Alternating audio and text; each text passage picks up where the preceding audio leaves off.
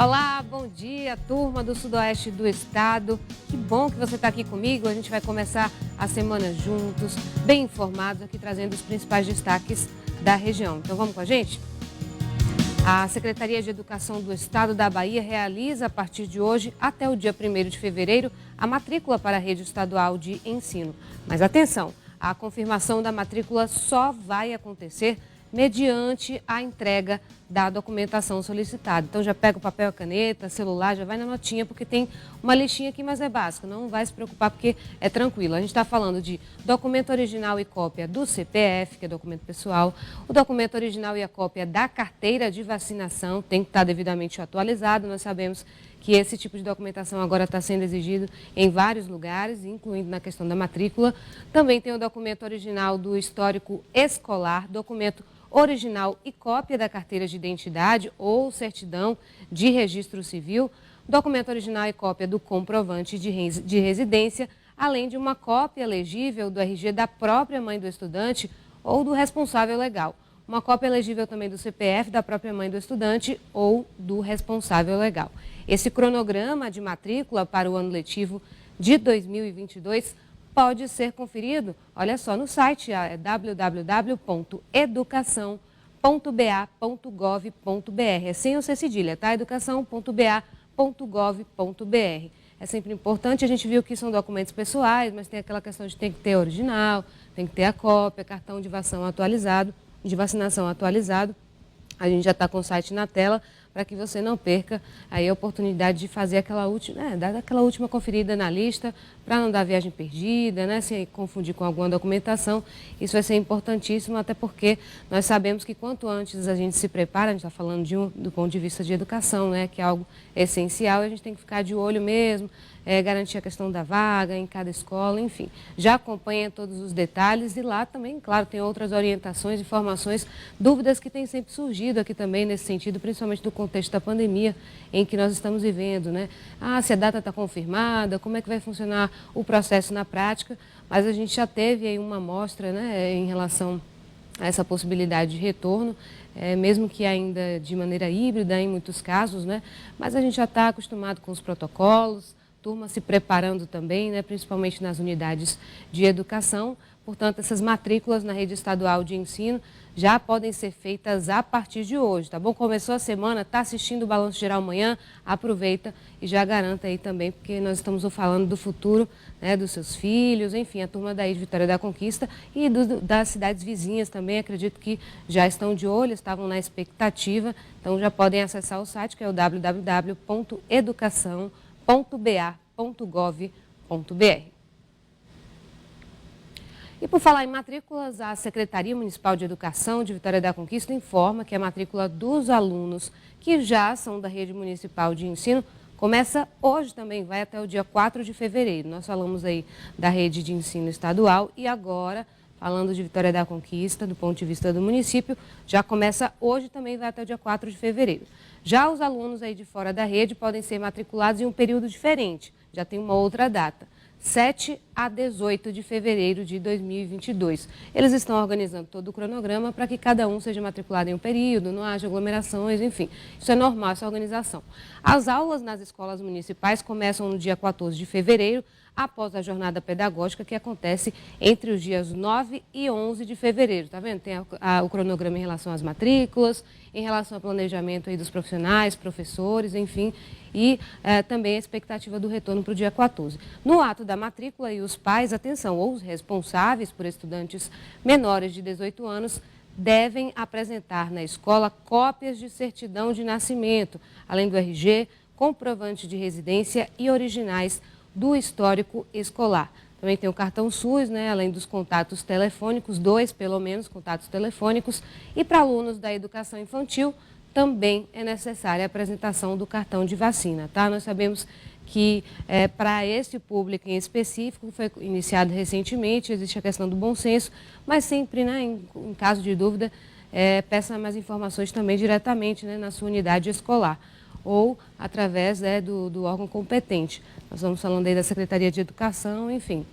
Mas as matrículas estão abertas, vocês viram que as exigências em relação à documentação, agora há pouco falávamos do estadual, não dá nem para confundir, né? Porque a gente viu que os documentos são bem parecidos, a questão do cartão de vacinação voltou a ser ressaltada, inclusive para o público infantil. Os pais devem já ficar atentos também a essa exigência para que consigam, né, se programar com tudo certinho. Nós vimos que a questão das matrículas foi dividida para quem é fora da rede, para quem já era aluno da casa, enfim, e até o dia 14 de fevereiro, de fato, quando as aulas retornam em Vitória da Conquista. Inclusive, falando em aula, daqui a pouquinho também a gente vai saber como é que vai ficar a expectativa para a Universidade, né, Estadual do Sudoeste da Bahia. Imagino que eles devem estar avaliando também essa questão do retorno para se preparar melhor aí, diante desse cenário de pandemia, né, de gripe e tudo mais. Tem que ter esse cuidado aí de fato, mas com certeza todo mundo se prepara. Bom, então vamos lá dar esse recado para os estudantes da UESB, Universidade Estadual do Sudeste da Bahia, e por causa desse aumento dos casos da Covid aqui no estado, o retorno presencial das atividades acadêmicas foi adiado. Olha só, tá vendo? O pessoal se preparando. Foi para o dia 14 de fevereiro, aí para o funcionamento dos restaurantes universitários e lanchonetes dos 3 campi. O documento prevê o retorno também do dia 14 de fevereiro. Nas creches aí do campus de Jequié e de Vitória da Conquista, os serviços devem retornar no dia 7 de fevereiro, um pouquinho antes. Outras medidas de biossegurança vão ser tomadas, como a exigência do comprovante de vacinação. Olha esse documento aí, tá vendo como ele é importante? Já leva na sua carteira, e os pais também. Contra a Covid-19 para toda a comunidade aí acadêmica, e para que o público externo tenha acesso às dependências da UESB, também vai ser exigido. Então, atenção, você que é aluno, né, que vai ter que frequentar de alguma forma, ter acesso aí aos prédios da universidade, também vai ter que ficar atento. Hoje em dia, com o aplicativo também, isso facilita bastante, né? Mas voltando aí a esse contexto em relação ao retorno das aulas, a gente vê o seguinte, que no documento é possível conferir orientações para comprovação de vacinação para os estudantes da pós-graduação, também para a realização de solenidades presenciais de colação de grau. Até então, a gente estava acompanhando a questão de eventos, por exemplo, o quanto o quantitativo em relação ao público, de uma maneira geral, já estava sendo reduzido, né? Nós acompanhamos na última semana essa mudança de 5.000, 3.000, 1.500, enfim. E agora, em relação a essas dependências, é o que a gente está vendo aqui no geral, a maioria dos estabelecimentos, bares, restaurantes, agora também falando do ponto de vista educacional, né, universidades, falávamos agora há pouco de escolas, sobre essa questão da exigência do cartão de vacina. O quanto esse programa atualizado para cada indivíduo é importante para garantir não só a saúde coletiva, mas também justamente o controle nesse tipo de ambiente que nós sabemos.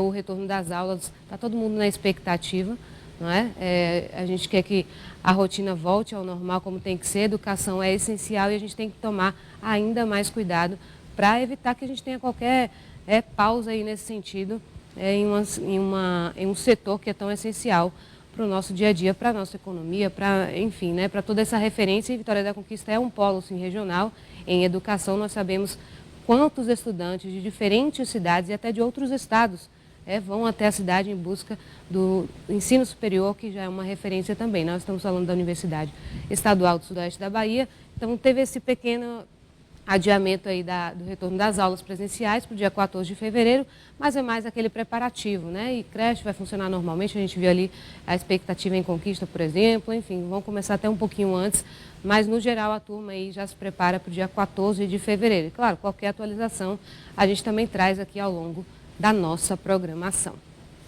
São 7h09, agora uma notícia que preocupa.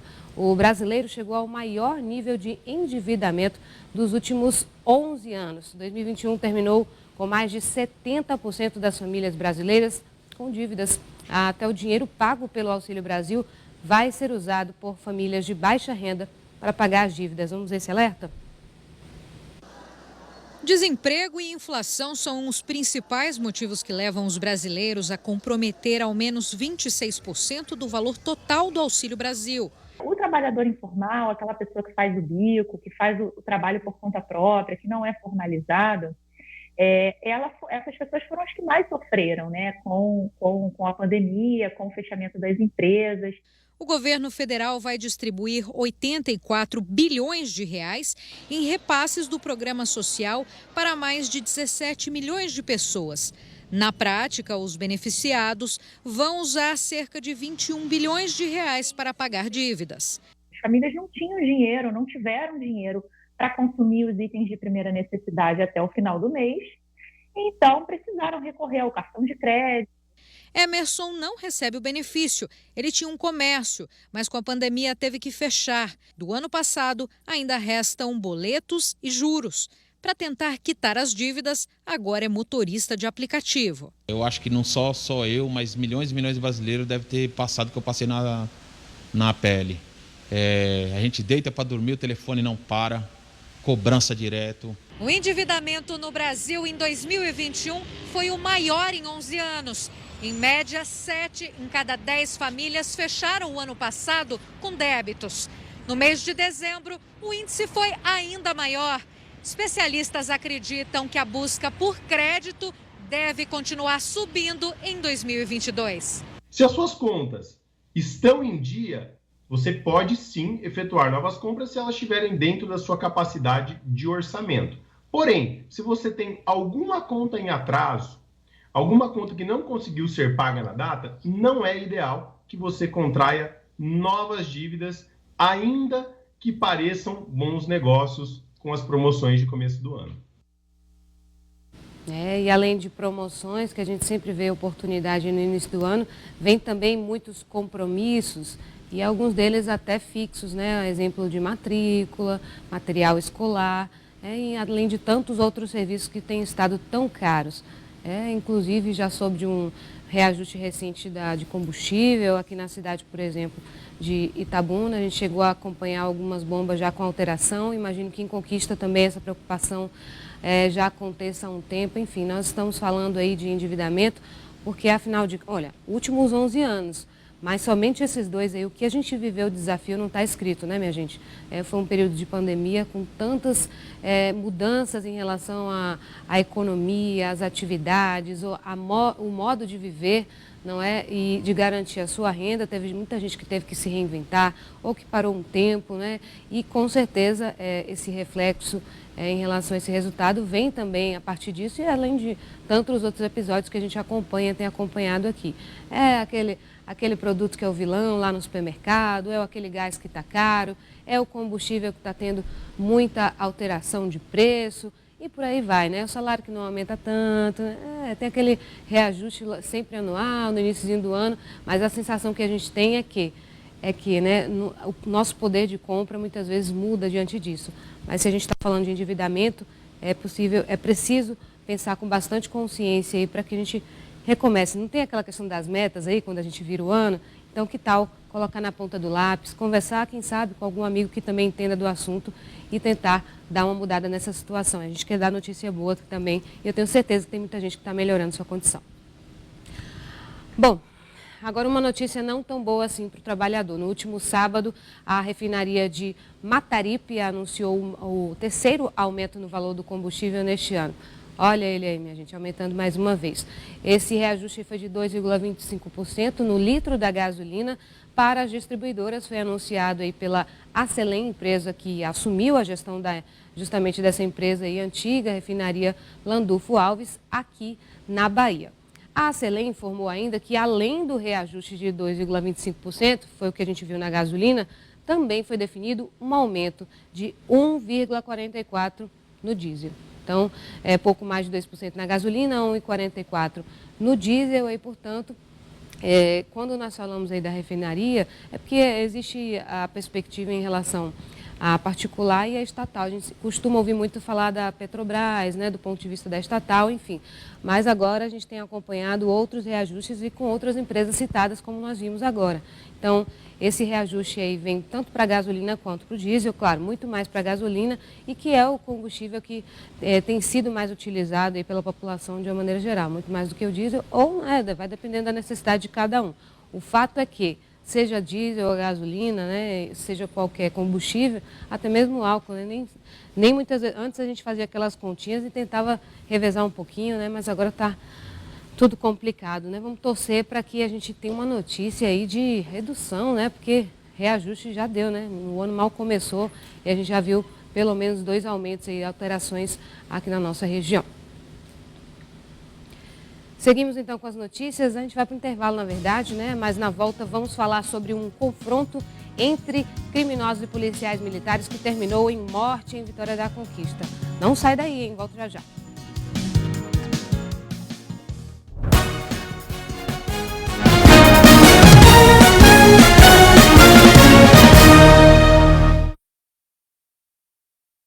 Balanço Geral Manhã. Oferecimento Diamantina Veículos. Conheça a nova Hilux indestrutível. A bola vai rolar no estadual mais charmoso do país. O Mengão quer começar o ano bem e a Portuguesa tá com sede de vitória. Narração de Lucas Pereira, comentários de Adirson e Gutenberg Fonseca de olho na arbitragem. Flamengo e Portuguesa, ao vivo. Espetacular! Quarta, 9h30 da noite. Olha o gol! Gol! É a estreia do Cariocão, aqui na Record TV. Diesel, o baratinho da construção. Cabo flexível 1,5 mm, R$ 129,90. Tomada ou interruptor, R$ 8,90. Fechadura inox, R$ 69,90. Entrega é imediata. Diesel, material de construção. Bairro de Fátima, Itabuna. A Suzano planta o futuro com papel para a produção de sacolas sustentáveis e com material para copos biodegradáveis. A Suzano planta o futuro com material sustentável para embalagens e com a fibra têxtil renovável que não gera resíduos. Porque plantar o futuro é para nós e é para ontem. Suzano, nós plantamos o futuro. Filha precisa de cuidados médicos, mas não pode voltar para a cidade antes de extrair toda a piaçada. O abuso sexual é uma realidade, Luiz. O perfil da vítima são crianças pobres. Está entrando agora na penitenciária o shopping. Os policiais chegou e se preparam para entrar no pavilhão. Uma balsa foi invadida por piratas armados. Eu me emociono porque eu não admito que um país como o Brasil, ainda hoje, nós nos deparemos com situações desta envergadura. O Brasil é um país continental. São 8.510.000 quilômetros quadrados de área. Quase 8.000 quilômetros só de litoral. 26 estados e o Distrito Federal. 5.570 municípios com mais de 213 milhões de habitantes. E só 1.563.000 quilômetros de estradas. Por isso, a urna eletrônica, simples, segura e rápida, é a estrada da democracia num país de 8.510.000 quilômetros quadrados e só 1.563.000 quilômetros de estradas. A urna eletrônica é o caminho e a democracia é a estrada. Amanhã, 9 da noite. E chegaram os bebês no Rio. Tem início uma nova fase. Eu não vou suportar meu filho meu sendo morto. Pegue o bebê. Não! Ninguém vai encostar no meu filho. O começo da história daquele que se tornaria o libertador do povo hebreu. Cuide dele, meu Deus. Ele será chamado Moisés, porque das águas o tirei. O nascimento de Moisés. Eis aqui o meu filho. Eu consagro a ti. Capítulo especial de A Bíblia. Balanço Geral Manhã. Oferecimento Diamantina Veículos. Conheça a nova Hilux indestrutível.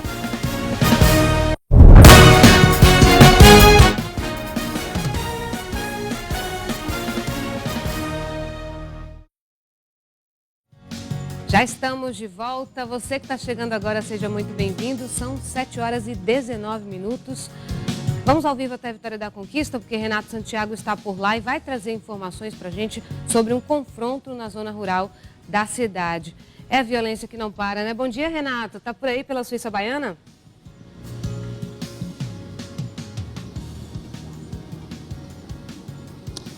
Bom dia, Camila. Exatamente aqui ao vivo, falando direto para você e para todos os amigos e amigas telespectadoras do programa Balanço Geral Manhã. Você que assiste do Sul, Extremo Sul, e agora, é claro, a gente sudoeste do nosso estado baiano. Já que você falou se eu estou por aqui ou não, eu estou confirmando sim.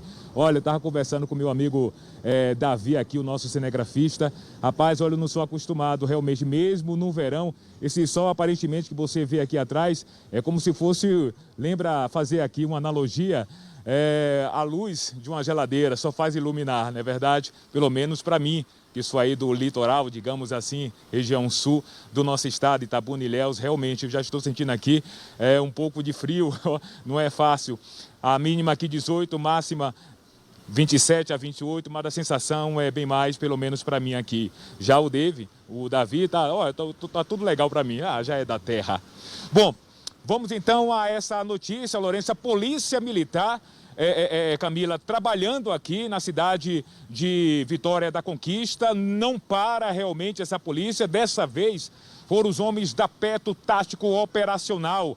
Estava fazendo então um trabalho de rotina, patrulhando na zona rural aqui dessa cidade, lá na chácara. E realmente esse bandido que acabou entrando em confronto com a polícia. Os policiais estavam chegando nesta localidade quando, de repente, 2 homens em atitude suspeita avistaram a aproximação da viatura. O que foi que eles fizeram? Saíram correndo do local. É claro que os policiais foram em busca, mas eles foram ousados. Durante a operação, a polícia deu voz de prisão. Eles não pararam de correr.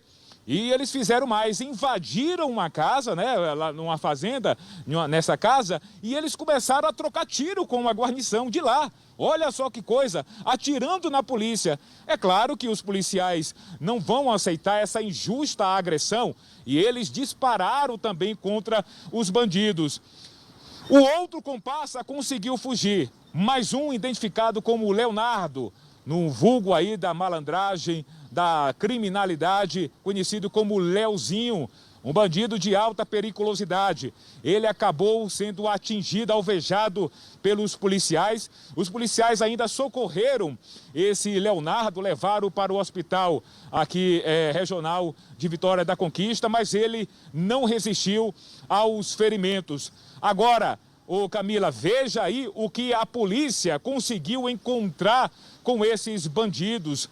Um vasto material, 3 rádios comunicadores, um revólver calibre 38 com 3 munições disparadas e uma intacta, um carregador de pistola .40, uso exclusivo das forças policiais. Também drogas, uma certa quantidade de drogas, 140 gramas de maconha, outras 9 pedras de crack. Aí já configura que estava sendo preparada para ser comercializada. Um caderno também, possivelmente, da anotação do tráfico de drogas. A polícia conseguiu apreender também, Camila, uma outra coisa, uma certa quantidade em dinheiro, R$342 em dinheiro, uma balança de precisão, um celular, entre outros objetos. É o trabalho da polícia aqui nessa cidade, jogando duro, combatendo a violência, combatendo a criminalidade. Camila, eu volto com você.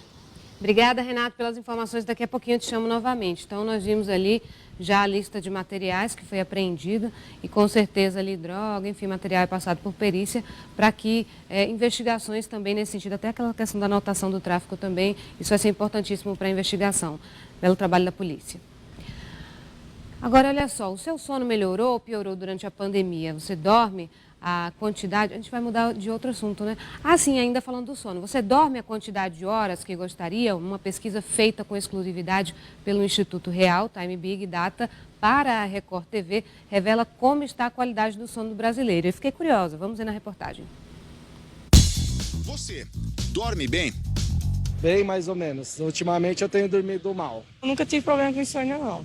Olha, nessa pandemia, o nosso sono ele fica bem irregular. Meu sono é de boa qualidade, durmo bem. Desta vez, a pesquisa exclusiva foi atrás de respostas sobre o nosso sono. 57% das pessoas disseram que dormem bem. 43% afirmaram que não. Eu acordo várias vezes à noite, eu não consigo dormir uma noite inteira na sequência e eu durmo poucas horas por dia. Este médico neurologista afirma que o descanso dos brasileiros, que já não era bom, piorou durante a pandemia. A gente tem cada vez mais dificuldade em questão de ter tempo para dormir. O espaço onde a gente vive é o mesmo espaço que a gente trabalha. Então, algumas rotinas que são muito importantes para o sono começaram a ser perdidas. Então, isso acabou impactando em piora de algumas doenças na prevalência do sono, como também da própria qualidade do sono da população. Um levantamento feito pelo Instituto Real Time Big Data constatou que o principal motivo para a insônia é o estresse. Ultimamente tenho dormido um pouquinho menos, porque no momento estou desempregado, né? Adrenalina, né? Eu lido com muitos negócios, então às vezes eu tô dormindo, aí eu desperto, acordo, fico 3 horas mexendo em alguma coisa, aí volto pro celular, respondo e-mail. Estresse, com certeza. A gente fica pensando nos problemas do trabalho, acontece muito. As poucas horas de sono são o segundo motivo. Eu durmo poucas horas, né? Acordo na madrugada, aí pensando, não consigo mais dormir. Eu durmo em torno de umas 6 horas por dia, mais ou menos. Quantas horas de sono você tem por noite? Nós descobrimos que 63% dos brasileiros dormem por um período entre 4 e 8 horas. 24% das pessoas passam das 8 horas. E a minoria dorme só 4 horas por noite. A professora Solange faz parte do grupo que está tentando dormir melhor. A dificuldade começou durante a pandemia. Após a pandemia, eu tenho dormido menos e picado. Eu acordo durante a noite, muitas vezes com uma ansiedade no nível elevado, custo a dormir novamente. Então, o sono não tem sido um sono saudável.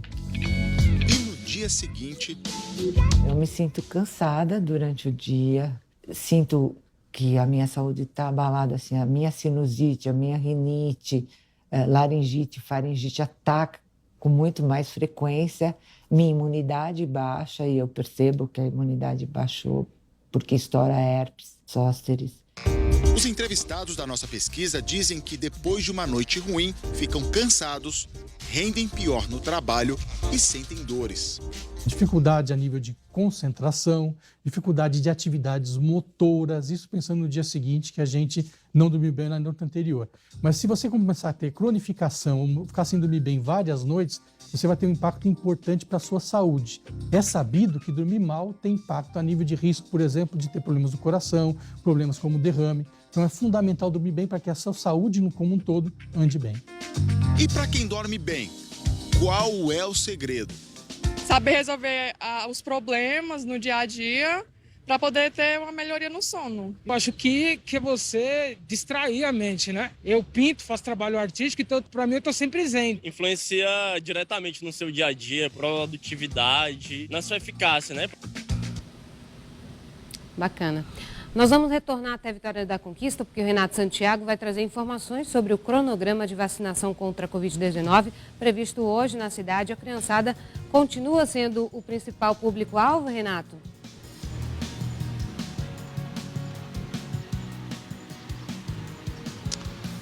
Com certeza, Camila, como já está acontecendo em vários municípios aqui da nossa Bahia, Vitória da Conquista não fica atrás de hipótese alguma.